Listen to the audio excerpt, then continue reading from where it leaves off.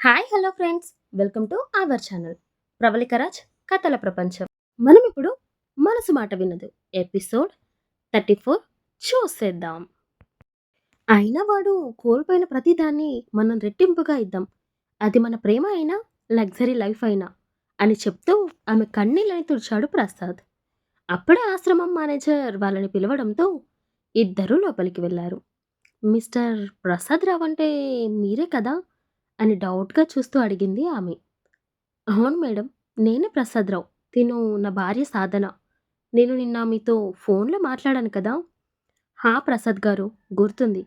పదండి బాబు దగ్గరికి వెళ్దాం అని చెప్పి ఆమె కూర్చున్న చైర్‌లో నుండి పైకి లేచి పక్కనే ఉన్న గ్రౌండ్ వైపుకి తీసుకెళ్ళింది. అది వాళ్ళకి బ్రేక్‌ఫాస్ట్ టైం కావడంతో పిల్లలు అంతా టిఫిన్ కోసం క్యూలో నిలబడ్డారు. అక్కడ ఉన్న పిల్లలందరినీ చూస్తూ అందులో భార్గవ్ కోసం వెతుకుతుంది సాధన.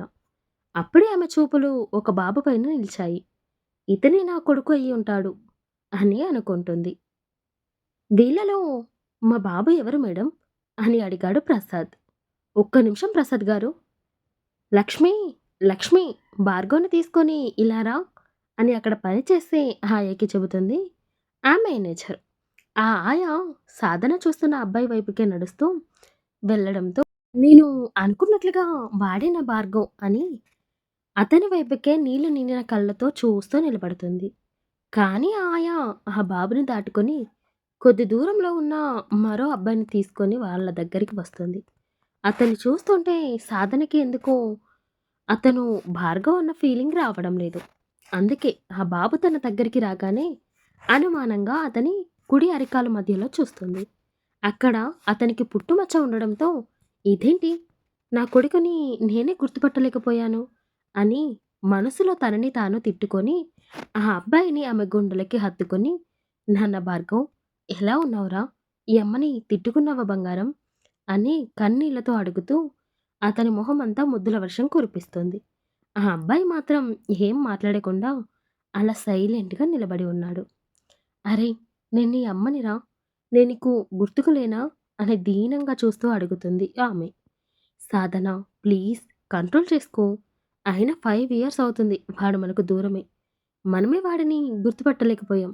ఇక వాడికి ఎలా గుర్తుంటుంది చెప్పు అని చెప్తూ ఆమెని ఓదారుస్తాడు ప్రసాద్. అక్కడే ఉండి వాళ్ళిద్దరి మాటలు వింటున్న మేనేజర్ భార్గవ్ దగ్గరికి వచ్చి, భార్గవ్, ఇదిగో తినే మీ అమ్మ, ఈయన మీ డాడీ.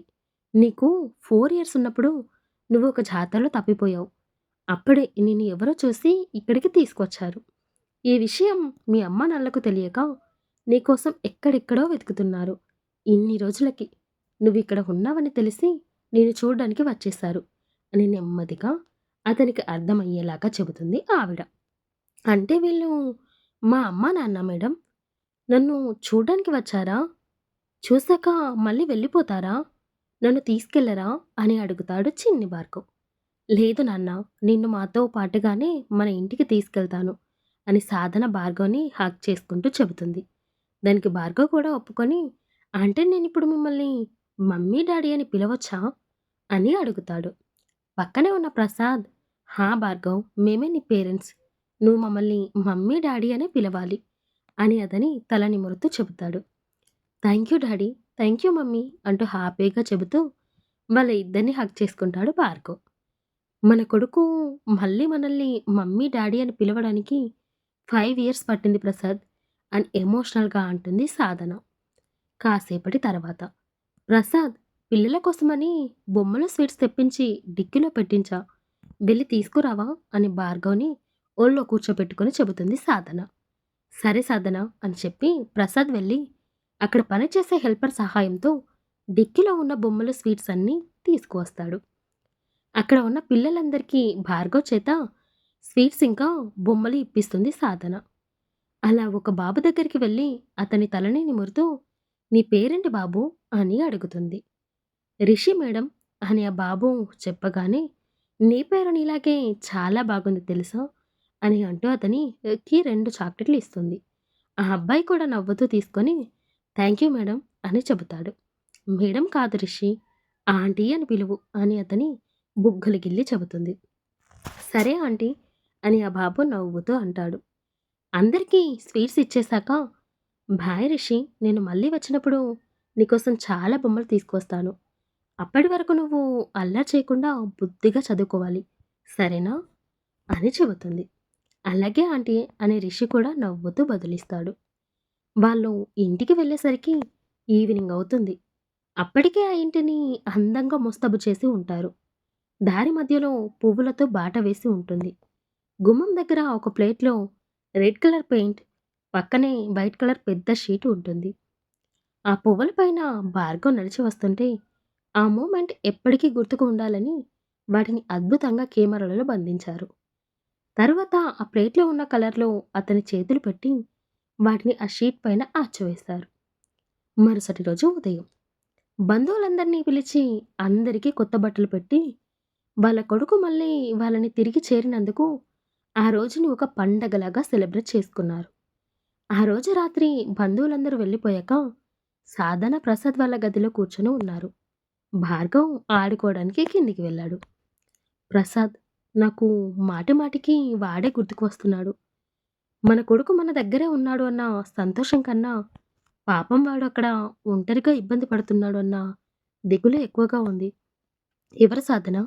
ఎవరి గురించి మాట్లాడుతున్నావు నువ్వు? అదే ప్రసాద్. ఆశ్రమంలో ఆ అబ్బాయి, వాడి పేరు రిషి. వాడు ఎంత క్యూట్‌గా ఉన్నాడో తెలుసా?